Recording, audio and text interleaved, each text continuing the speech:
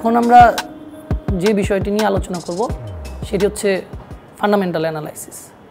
So fundamental analysis কি? Fundamental analysis হচ্ছে এমন একটি প্রক্রিয়া বা মেথড যেটার মাধ্যমে আমরা যে কোনো ধরনের ফাইন্যান্সিয়াল অ্যাসেট যেমন স্টক, বন্ড, ডিভেঞ্চার এগুলোর একটা ইন্ট্রিনজিক ভ্যালু বের করার চেষ্টা করি। আর এই ক্ষেত্রে আমরা ফান্ডামেন্টাল অ্যানালাইসিসে লঙ্গার টার্ম যে ভিউ বা হরাইজন ওই অ্যাপ্রোচে আগেই। আমরা এখানে শর্ট টার্ম ভিউ বা শর্ট টার্ম যে অ্যাপ্রোচ থাকে, যে চার্ট দেখে বাই সেলের যে ডিসিশন নেওয়া, সেটা অ্যাভয়েড করি। ফান্ডামেন্টাল অ্যানালাইসিসের ক্ষেত্রে আমরা বেসিক্যালি EIC ফ্রেমওয়ার্ক ইউজ করি। ইতে হচ্ছে ইকোনমি, আইতে হচ্ছে ইন্ডাস্ট্রি, আর সিতে হচ্ছে কোম্পানি। সো এই ফ্রেমওয়ার্ক অ্যানালাইসিসের মাধ্যমে আমরা হচ্ছে একটা শেয়ারের ইন্ট্রিনজিক ভ্যালু বা অন্তর্নিহিত যে মূল্য বা রিয়েল ভ্যালু যেটাই বলি, সেটা বের করার চেষ্টা করি। সো ফার্স্ট অফ অল আমরা যেটা করি যে ইকোনমিটা অ্যানালাইসিস করার চেষ্টা করি। এখানে আমরা দেখি যে একটা ইকোনমি, যে ইকোনমিতে হচ্ছে স্টকটা বা ওই কোম্পানিটা বিলং করে, সেই ইকোনমির inflation, GDP growth rate, market interest rate, এই জিনিসগুলি কোন পর্যায়ে আছে।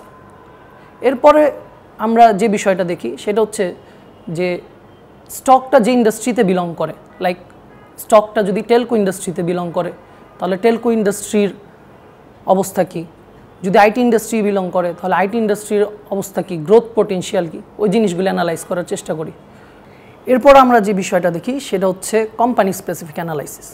কোম্পানি স্পেসিফিক অ্যানালাইসিসের ক্ষেত্রে আমরা কোম্পানির income statement, balance sheet, cash flow স্টেটমেন্টগুলি অ্যানালাইসিস করি। আর এর মাধ্যমে আমরা সিদ্ধান্ত নিই যে কোম্পানির শেয়ারটা কি আন্ডার ভ্যালুড নাকি ওভার ভ্যালুড।